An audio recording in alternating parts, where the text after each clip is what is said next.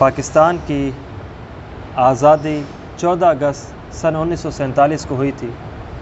اللہ رب العزت نے مملکت خداداد عطا فرمائی ہے تو اس کا جشن ہونا چاہیے، اچھی بات ہے۔ اللہ رب العزت نے جو ہمیں ملک پاکستان عطا فرمایا ہے یہ ایک بہترین ملک ہے۔ اگر سیاسیوں سے ہٹ کر، افراد سے ہٹ کر، نظام سے ہٹ کر صرف اس ریاست کی، اس زمین کی، اس مٹی کی بات کریں تو الحمدللہ بڑی بامبارک ہے۔ اس کی ابتدا بھی بڑی خیر سے تھی۔ ہم لوگ یہ تو جانتے ہیں نا کہ 14 اگست اس دن یہ پاکستان آزاد ہوا، یہ تو ہے اس کی شمسی لحاظ سے ڈیٹ۔ اس دن اگر ہم قمری لحاظ سے، اسلامی ڈیٹ کے لحاظ سے اگر ہم جانچیں پرکھیں تو وہ کون سا دن تھا؟ 27 رمضان المبارک تھا۔ تو یہاں پہ اگر 14 اگست ہے تو وہاں پہ 27 رمضان المبارک ہے۔ آج افسوس کی بات 14 اگست ہر ایک جانتا ہے، اور یہ اچھی بات ہے، جاننا چاہیے، تو خیر ادھوری جانتا ہے۔ اسلامک پوائنٹ آف ویو سے جو اس کی تاریخ ہے وہ 27 رمضان المبارک ہے، وہ بھی مسلمان کو پتہ ہونی چاہیے، وہ بھی ایک نسبت سے ہے الحمدللہ۔ دوسری بات، میں آپ کے سامنے چند ایک باتیں یہاں پہ اس حوالے سے رکھ رہا ہوں کہ اس کی کافی اہمیتیں ہیں۔ دوسری بات، اس روئے زمین پہ سب سے پہلے نبی علیہ السلام نے ہجرت فرما کے مدینہ تشریف لائے، تو مدینہ وہ ریاست یا شہر یا جگہ بنی جہاں پہ اللہ کے نبی علیہ السلام نے اس کی بنیاد رکھی اور لا الہ الا اللہ محمد رسول اللہ کی بنیاد پہ رکھی ہے۔ اس کے بعد سب سے پہلے اس کلمے کی بنیاد پہ اللہ اور اس کے رسول کے صحیح معنوں میں احکامات کو بجا لانے کی نیت سے جس زمین کو حاصل کیا گیا ہے وہ ملک پاکستان ہے۔ اور اس کے نام کی طرف ہم توجہ کریں تو یہ نام فارسی سے بنا ہے، فارسی زبان سے ہے، اور اگر ہم مدینۃ المنورہ اس مبارک لفظ کا فارسی زبان میں ترجمہ کریں نا تو پاکستان بنتا ہے۔ تو یہ مدینۃ المنورہ کا فارسی زبان میں ترجمہ کیا ہوا پاکستان بنتا ہے۔ پاکستان پاک لوگوں کی رہنے کی جگہ، اور یہاں پہ تو اللہ رب العزت نے اس کا اشارہ تو قرآن پاک میں بھی دیا ہے کہ او مومنو، تم حرم سے مشرکوں کو باہر نکال پھینکو۔ یا اللہ اس کی وجہ فرمایا کیونکہ وہ نجس ہے، ناپاک ہے۔ اس سے پتہ چلا مومن تو عقیدتاً پاک ہے، اس لحاظ سے پاک ہے کہ اللہ رب العزت نے اس کو جو ایمان عطا فرمایا ہے۔ تو اللہ رب العزت نے اس کو بڑی خوبصورتیاں عطا فرمائی ہیں۔ کلمے کی بنیاد پہ پاکستان کا مطلب کیا؟ لا الہ الا اللہ، پورا کرو تو محمد رسول اللہ۔ یہ ایک ایسے تو نہیں بنا نا، اسی بنیاد پہ بنا ہے۔ ہم اس کے کلمے کی نسبت کی طرف متوجہ ہوں، لا الہ الا اللہ سے محمد رسول اللہ تک، یہ جتنا کلمہ ہے نا اس کے اندر نقطے نہیں ہیں۔ تو یہ بھی ایک اشارہ ہے کہ پاکستان کا مطلب لا الہ الا اللہ، یعنی وہ لوگوں جس طرح کلمے سے نقطے خالی ہیں اسی طرح اس ملک کو بھی 2 نمبر نقطوں سے خالی رکھنا، چاہے وہ 2 نمبر جھوٹ ہو، مکاری ہو، چلاکی ہو یا ناجائز عیاشی ہو، ان تمام تر چیزوں سے دور رکھنا۔ ایک اور دوسری بات بھی ہے، لا الہ الا اللہ محمد رسول اللہ، اس کلمے کی نسبت سے یہ پاکستان بنا۔ اس کلمے کو حروف کو ہم جمع کریں نا 24 بنتے ہیں۔ لا الہ الا اللہ 24 حروف ہیں، محمد رسول اللہ 12 حروف ہے اور اسی طرح محمد رسول اللہ اس کے اندر بھی 12 ہیں، 12 12 24، اور دن و رات میں جو گھنٹے بنتے ہیں وہ بھی 24۔ گویا اشارہ ہے اللہ رب العزت نے تمہیں پاکستان تو عطا کر دیا ہے تو اس کا ایک ایک لمحہ 24 گھنٹے میں لا الہ الا اللہ محمد رسول اللہ کے مطابق گزارنا، خوبصورت ترتیب سے عطا کردہ۔ تو اللہ رب العزت نے جو ہمیں یہ مملکت خداداد عطا فرمائی ہے، الحمدللہ ہم اس کا شکر ادا کریں۔ میں آپ کو اس پر ایک چھوٹی سی بات بتاؤں، آپ ذرا توجہ کریں۔ وہ بندہ جو اس ریاست پاکستان یا دنیا کے کسی بھی کونے میں رہتا ہے، اگر اس کے پاس اپنا گھر نہ ہو، کرائے کا ہو، تو ٹینشن رہتی ہے، تکلیف رہتی ہے، یار میرا اپنا گھر نہیں ہے، اور ابھی مہینہ لگے گا تو میں نے دوبارہ اپنی جیب سے کمایا ہوا، میرے جسم سے نکلا ہوا پسینے کا جو مال ہے میں نے مالک کے ہاتھ میں صرف رکھ دینا ہے۔ اور کس چیز کی قیمت ادا کر رہا ہوں؟ اس مٹی کی، اس زمین کی، اس گھر کی۔ تو ایک چھوٹا سا گھر چھوٹی سی فیملی کے لیے اپنا نہ ہو کتنی بڑی ٹینشن بنتی ہے، اور الحمدللہ یہاں پہ تو کتنے خاندان ہیں آزاد ہیں اور ان کو ایک مملکت ملی ہوئی ہے۔ تو اس لحاظ سے ہم دیکھیں تو چھوٹی سی ایک خاندان کے لیے بڑی ٹینشن ہوتی ہے کہ بھئی میرا گھر نہیں ہے، اور الحمدللہ اللہ رب العزت نے کتنا بہترین قسم کا ہمیں انداز اپنایا ہے اور بہترین قسم کی ہمیں ایک زمین عطا فرمائی ہے۔ کسی بھی ملک کی بہتری ترقی کے اسباب و انداز دیکھیں تو ان میں یہ بہت بڑا دخل ہوتا ہے موسموں کا. کہیں پہ ممالک آپ دیکھیں تو وہاں پہ تو آپ کو ایک ہی موسم ملے گا، لیکن الحمدللہ ہمارے ملک پاکستان میں اللہ رب العزت چاروں موسموں سے ہمیں نوازا ہے. یہ فلاں موسم ہے، یہ فلاں موسم ہے، یہ فلاں موسم ہے، یہ فلاں موسم ہے. یہ اللہ رب العزت کی کیا ہمارے اوپر بہترین قسم کی ایک نعمت نہیں ہے؟ دوسری بات، آپ اس کے علاقائی انداز سے دیکھیں. کسی ممالک کو آپ دیکھیں تو پہاڑ ہی پہاڑ ہیں، باؤنڈری پہاڑ سے شروع ہوتی ہے ان کی اور پہاڑ تک ہی ختم ہوتی ہے، یعنی ان کا ٹوٹلی ملک پہاڑ کے اوپر مبنی ہے. اور کسی کے ملک کو دیکھو تو میدان ہی میدان، پہاڑ سے ترسے ہوئے ہیں. کہیں پہ دیکھو تو برف ہی برف، کہیں پہ جنگلات ہی جنگلات، کہیں پہ صحرا ہی صحرا. اور اس ملک پاکستان کی طرف آپ توجہ کرو، الحمدللہ اللہ رب العزت نے ہمیں یہاں پہ پہاڑ بھی عطا کیے ہیں، گلگت دیکھ لیں، صحرا بھی عطا کیے ہیں، اور اسی طرح ہمیں جنگلات بھی عطا کیے ہیں، اور بہترین قسم کے سمندر بھی عطا کیے ہیں. ایک ایک ملک ہے اور اس کے اندر وہ چیزیں جو کسی ملک میں نہیں ہیں، لیکن الحمدللہ یہاں پہ اکٹھے تمام تر نعمتوں سے اللہ رب العزت نے ہمیں نوازا ہے. گویا جگہوں کے لحاظ سے ہم دیکھیں، ہمارا ملک پاکستان کا شہری ہے، رہنے والا ہے، ایک میدان میں رہنے والا ہے. جب گرمی سے تنگ ہوتا ہے تو مری زندہ باد پہنچ جاتا ہے. اور کچھ دن پہلے میں بھی وہیں پہ موجود تھا، تو وہاں پہ ایک قاری آفتاب احمد عباسی رحمۃ اللہ علیہ، وہاں پہ ان کا ایک مدرسہ ہے حفظ کا، تو وہاں پہ ہمارا رہائش کا نظام ہوا. تو ان کے بارے میں ہمیں مقامی بتا رہے تھے کہ انہوں نے یہاں پہ بہترین قسم کی محنت کی تھی، اور جس علاقے میں جا کے یہ اللہ رسول کی محنت کو چلاتے تھے وہاں پہ ٹوٹلی تمام تر لوگ مخالف تھے، حتیٰ کہ جیب میں تھوڑا سا کھانا رکھ کر دور سے برفوں کو کراس کرتے ہوئے سردی کے زمانے میں آتے تھے. یہاں پہ ان کو اللہ رسول سکھاتے تھے، دوبارہ چلے جاتے تھے. اور ان کے مدرسے میں ایک بور، جس طرح ہمارے پانیوں کا بھی بور ہوتا ہے، وہاں پہ بھی ہے. اور یہ بات جان کے میں حیران ہوا، صرف 18 فیٹ کی ایک گہرائی پہ ان کو زبردست قسم کا پانی ملا. آل اوور دا مری ایسا نہیں ہے، اور 45 تک وہ بور لے کر گئے ہیں. اور وہ مقامی بتا رہے تھے کہ جب بارشیں ختم ہو گئی تھی نا، تو وہاں پہ تقریباً مری میں دور دور علاقوں تک پانی ختم ہو گیا تھا، لیکن الحمدللہ اس حضرت جی کی برکت سے نکلا ہوا بور وہ ختم نہیں ہوا تھا. دور دور سے لوگ آتے تھے اور یہاں سے پانی نکالتے تھے. اور یہ ہمارے ڈیر اسماعیل خان میدانی علاقہ ہے، یہاں پہ آپ دیکھیں تو تقریباً 60-70 پہ تو آسانی سے جا کے پانی نکلتا ہے، اس سے پہلے صاف نہیں ہوتا اتنا. تو اور وہاں پہ جو پہاڑی علاقہ ہے 18 میں پانی نکلا ہے، 45 پہ زبردست.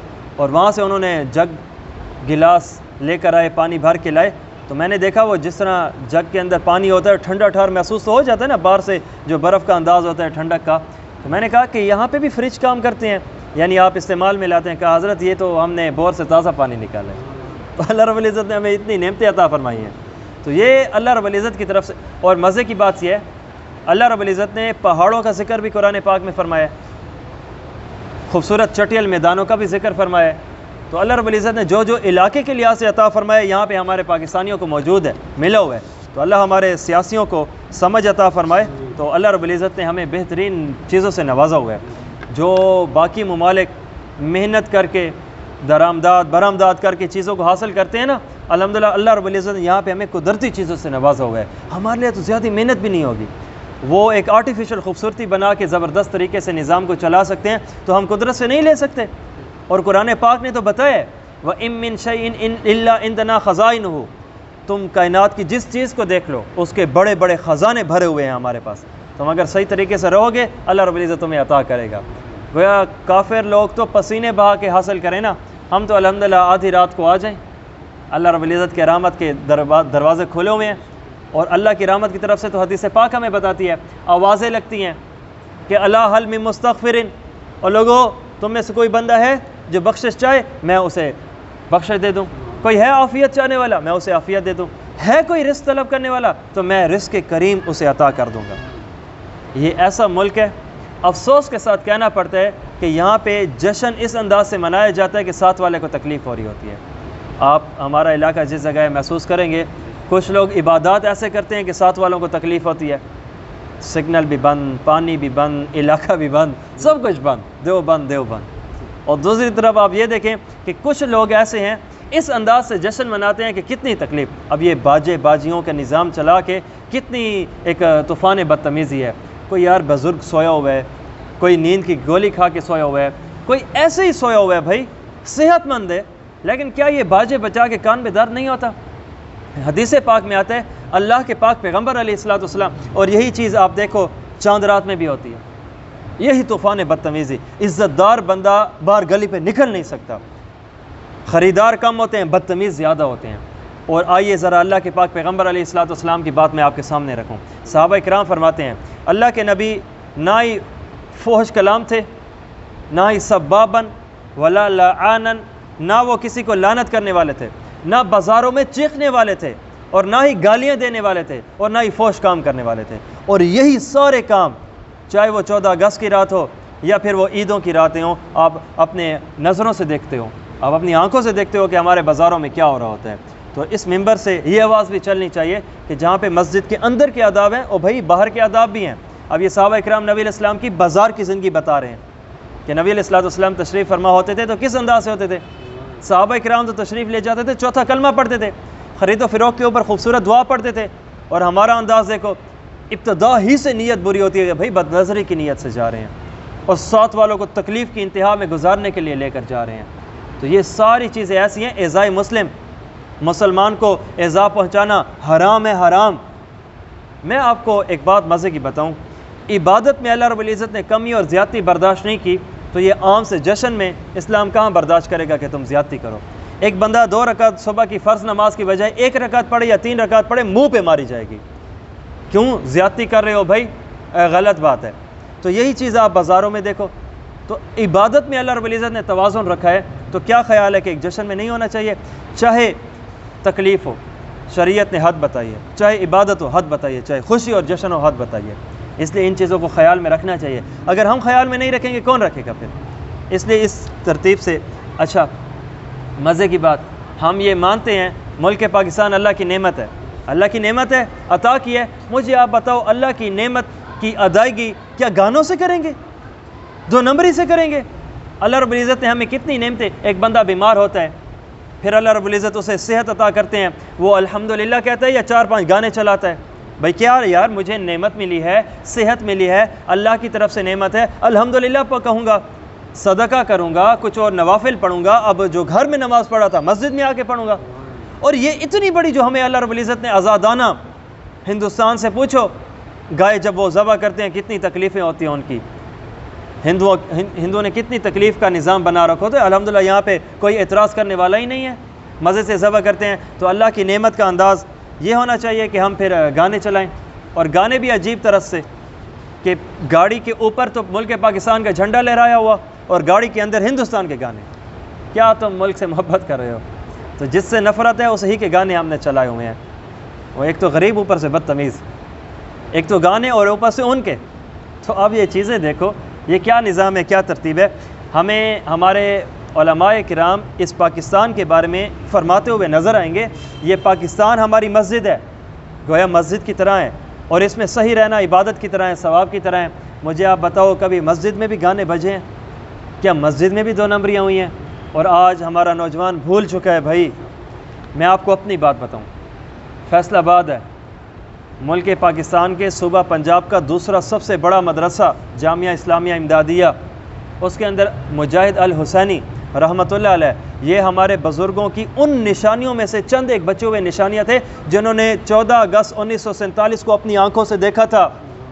اور بھائی 14 اگست ہمارے مدارس والے بھی مناتے ہیں، آل اوور دا پاکستان آپ دیکھو گے خوبصورت نظام ہے، پرچم کشائی ہے، درس کی چھٹی ہے اور اعلیٰ انداز سے، اور پھر اس کے بعد بیانات ہوتے ہیں۔